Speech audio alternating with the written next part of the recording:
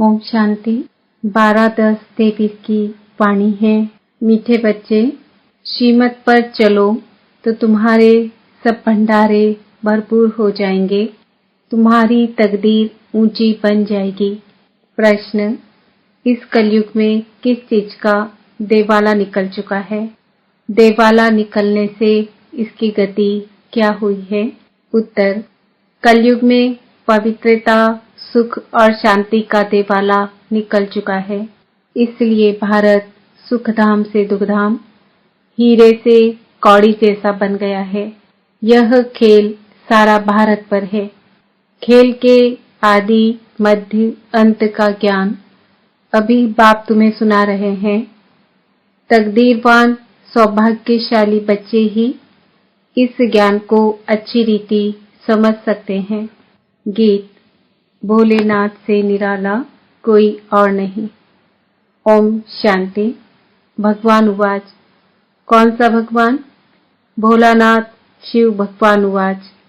बाप भी समझाते हैं, टीचर का भी काम है समझाना, सतगुरु का भी काम है समझाना। शिव बाबा को ही सत बाबा भोलानाथ कहा जाता है। शंकर को भोला नहीं कहेंगे।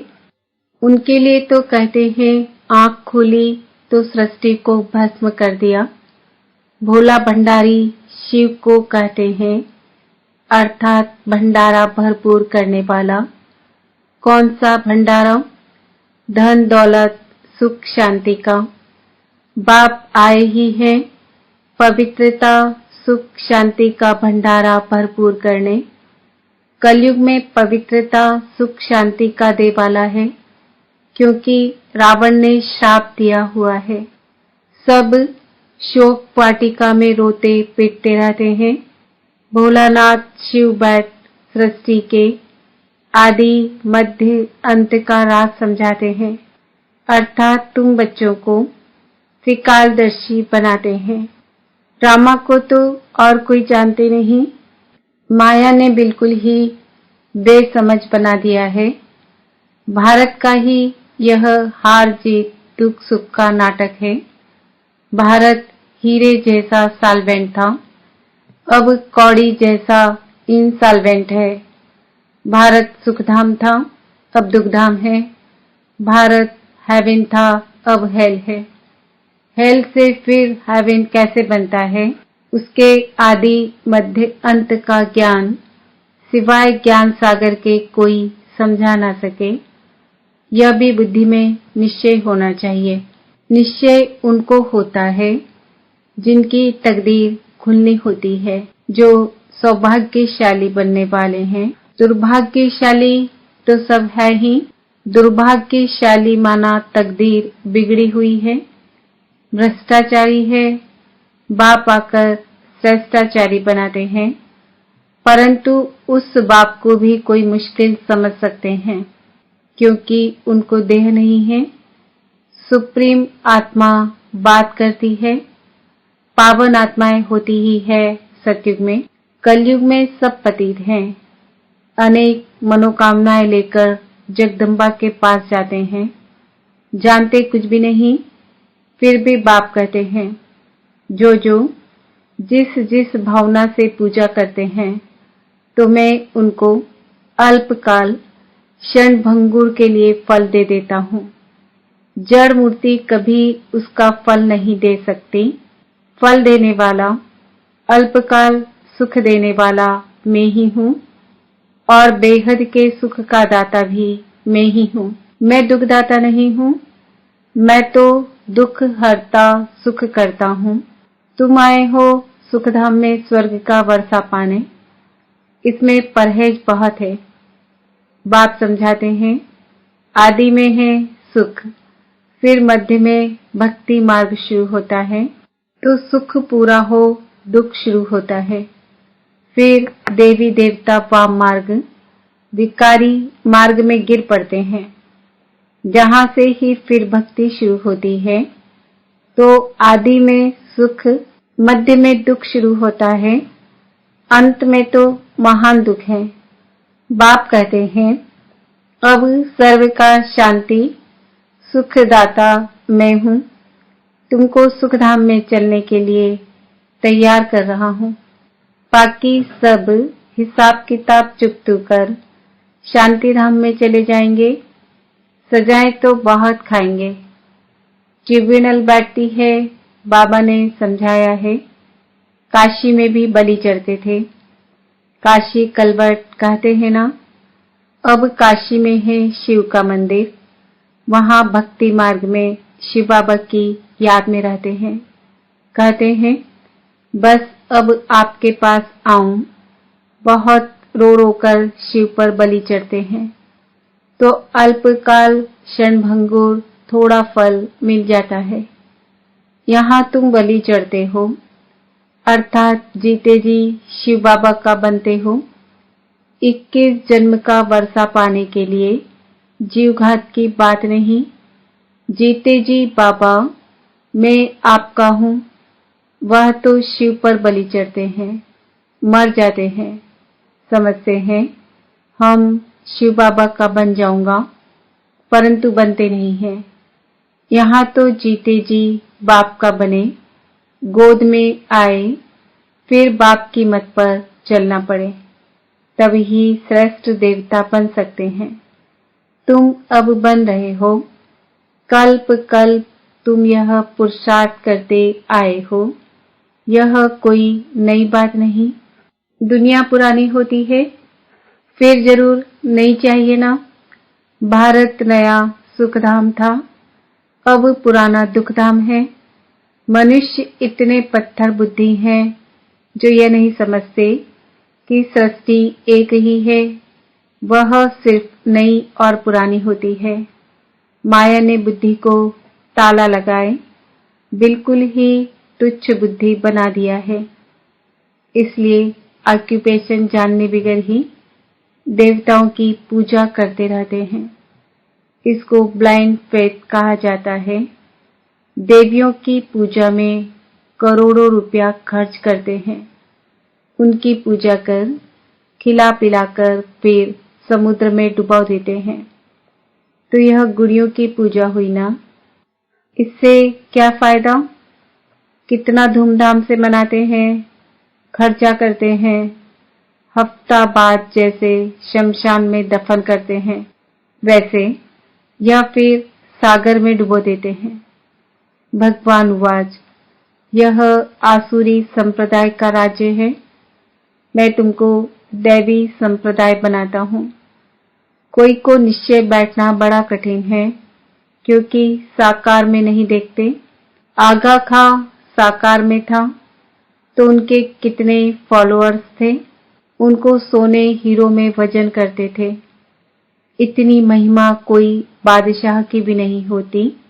तो बाप समझाते हैं इसको अंधश्रद्धा कहा जाता है, क्योंकि स्थायी सुख तो नहीं है ना। बहुत गंदे भी होते हैं। बड़े बड़े आदमियों से बड़े पाप होते हैं। बाप कहते हैं मैं गरीब निवाज हूँ, गरीबों से इतने पाप नहीं होंगे। इस समय सब पापात्माएं हैं। अभी तुमको बेहद का पाप मिला है, फिर भी घड़ी घड़ी उनको भूल जाते हो।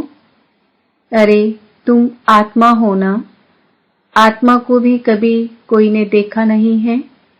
समझते हैं स्टार मिसल भ्रकुटी के बीच रहती है। जब आत्मा निकल जाती है तो शरीर खलास हो जाता है। आत्मा स्टार मिसल है तो जरूर मुझ आत्मा का बाप भी हमारे जैसा होगा, परंतु वह सुख का सागर, शांति का सागर है। निराकार वर्षा कैसे देंगे? जरूर भ्रकुटी के बीच आकर बैठेंगे। आत्मा अब ज्ञान धारण कर दुर्गति से सद्गति में जाती है। अब जो करेगा सो पाएगा। बाप को याद नहीं करते तो वर्षा भी नहीं पाएंगे। कोई को आप समान वर्षा पाने लायक नहीं बनाते हैं तो समझते हैं पाई पैसे का पद पा लेंगे। श्रेष्ठाचारी और भ्रष्टाचारी किसको कहा जाता है, यह बाप बैठ समझाते हैं। भारत में ही श्रेष्ठाचारी देवताएं होकर गए हैं, गाते भी हैं हेवनली गॉड फादर, परंतु जानते नहीं हैं कि हेवनली गॉड फादर कब आकर सृष्टि को हेवन बनाते हैं। तुम जानते हो, सिर्फ पूरा पुरुषार्थ नहीं करते हो, वह भी ड्रामा अनुसार होना है, जितना जिसकी तकदीर में है। बाबा से अगर कोई पूछे तो बाबा झट बता सकते हैं कि इस चलन में अगर तुम्हारा शरीर छूट जाए तो यह पद पाएंगे, परंतु पूछने की भी हिम्मत कोई नहीं रखते हैं। जो अच्छा पुरुषार्थ करते हैं वह समझ सकते हैं हम कितने अंधों की लाठी बनते हैं। बाप भी समझ जाते हैं यह अच्छा पद पाएंगे। यह बच्चा कुछ भी सर्विस नहीं करता तो वहां भी दास दासी जाकर बनेंगे। झाड़ू आदि लगाने वाले, श्री कृष्ण की पालना करने वाले, महारानी का श्रृंगार करने वाले दास दासियां भी होते हैं ना। वह है पावन राजाएं, यह है पतित राजाएं। तो पतित राजाएं पावन राजाओं के मंदिर बनाकर उन्हों की पूजा करते हैं, जानते कुछ भी नहीं। बिरला मंदिर कितना बड़ा है, कितने लक्ष्मी नारायण के मंदिर बनाते हैं, परंतु जानते नहीं कि लक्ष्मी नारायण कौन है, फिर उनको कितना फायदा मिलेगा। अल्पकाल का सुख, जगदम्बा के पास जाते हैं, यह थोड़ी ही जानते कि ये जगदम्बा ही लक्ष्मी बनती है। इस समय तुम जगत अम्बा से विश्व की सब मनोकामनाएं पूरी कर रहे हो, विश्व का राज्य ले रहे हो। जगत अम्बा तुमको पढ़ा रही है, वही फिर लक्ष्मी बनती है, जिससे फिर वर्ष वर्ष भीख मांगते हैं। कितना फर्क है। लक्ष्मी से हर वर्ष पैसे की भीख मांगते हैं। लक्ष्मी को ऐसे नहीं कहेंगे हमको बच्चा चाहिए या बीमारी दूर करो, नहीं, लक्ष्मी से सिर्फ धन मांगते हैं। नाम ही है लक्ष्मी पूजन। जगत अम्बा से तो बहुत कुछ मांगते हैं, वह सब कामनाएं पूरी करने वाली है। अभी तुमको जगत अम्बा से मिलती है स्वर्ग की बादशाही। लक्ष्मी से हर वर्ष कुछ न कुछ धन का फल मिलता है, तब तो हर वर्ष पूजा करते हैं। समझते हैं धन देने वाली है, धन से फिर पाप करते रहते, धन प्राप्ति के लिए भी पाप करते हैं। अभी तुम बच्चों को मिलते हैं अविनाशी ज्ञान रत्न, जिससे तुम मालामाल बन जाएंगे। जगत अम्बा से स्वर्ग की राजाई मिलती है, वहां पाप होता नहीं। कितनी समझ की बातें हैं। कोई तो अच्छी रीति समझते हैं, कोई तो कुछ समझते नहीं है, क्योंकि तकदीर में नहीं है। श्रीमत पर नहीं चलते तो श्रेष्ठ थोड़े ही बनेंगे, फिर पद भ्रष्ट हो जाता है।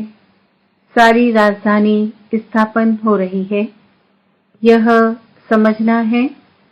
गॉड फादर हेवनली किंगडम स्थापन कर रहे हैं, फिर भारत हेवन बन जाएगा। इसको कहा जाता है कल्याणकारी युग। यह है बहुत से बहुत 100 वर्ष का युग, और सभी युग 1250 वर्ष के हैं। अजमेर में वैकुंठ का मॉडल है, दिखलाते हैं स्वर्ग कैसा होता है।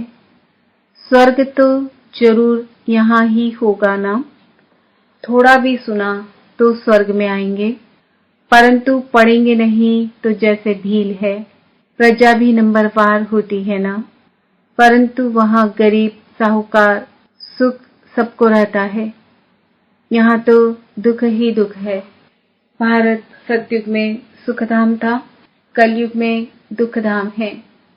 यह वर्ल्ड की हिस्ट्री ज्योग्राफी रिपीट होनी है।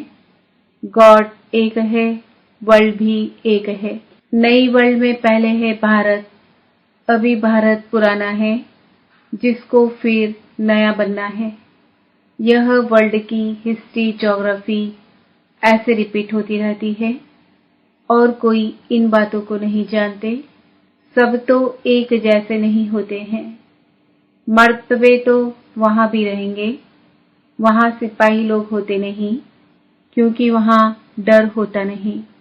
यहाँ तो डर है, इसलिए सिपाही आदि रखते हैं। भारत में टुकड़े टुकड़े कर दिए हैं। सतयुग में पार्टीशन होता नहीं। लक्ष्मी नारायण का एक ही राज्य चलता है। पाप कोई होता नहीं। अब बाप कहते हैं, बच्चे मेरे से सदा सुख का परसा लो। मेरी मत पर चलकर सद्गति का मार्ग एक ही बाप दिखाते हैं। यह है शिव शक्ति सेना, जो भारत को स्वर्ग बनाती है। यह तन मन धन सब इस सेवा में लगाते हैं। उस बापूजी ने क्रिश्चियन को भगाया, यह भी ड्रामा में था, परंतु उनसे कोई सुख नहीं हुआ। यह मिलेगा, यह होगा। मिलना है सिर्फ बाप से, बाकी यह तो सब खत्म हो जाएगा। कहते हैं बर्थ कंट्रोल करो, उसके लिए माथा मारते रहते हैं। होगा कुछ भी नहीं। अभी थोड़ी लड़ाई शुरू हो जाए तो फेमन पड़ जाएगा। एक दो में मारामारी हो जाएगी। अच्छा, मीठे मीठे सिकिलदे बच्चों प्रति माता पिता बाप दादा का याद, प्यार और गुड मॉर्निंग। रूहानी बाप की रूहानी बच्चों को नमस्ते। हम रूहानी बच्चों की रूहानी बाप दादा को याद, प्यार, गुड मॉर्निंग, नमस्ते, ओम शांति। धारणा के लिए मुख्य सार, जीते जी बाप पर बलि चढ़ना है, अर्थात बाप का बनकर बाप की ही श्रीमत पर चलना है। आप समान बनाने की सेवा करनी है। अविनाशी ज्ञान रत्नों का दान कर जगदम्बा समान सर्व की मनोकामनाएं पूर्ण करने वाला बनना है। वरदान, सेवाओं में सदा सहयोगी बन सहज योग का वरदान प्राप्त करने वाले विशेषता संपन्न भव।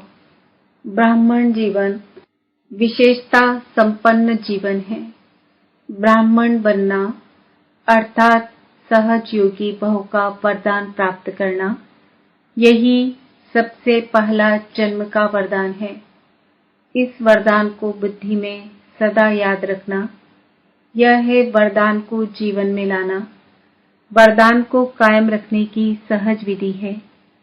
सर्व आत्माओं के प्रति वरदान को सेवा में लगाना। सेवा में सहयोगी बनना ही सहजयोगी बनना है। तो इस वरदान को स्मृति में रख विशेषता संपन्न बनो। स्लोगन, अपने मस्तक की मणि द्वारा स्वयं का स्वरूप और श्रेष्ठ मंजिल का साक्षात्कार कराना ही लाइट हाउस बनना है। आज का समाचार।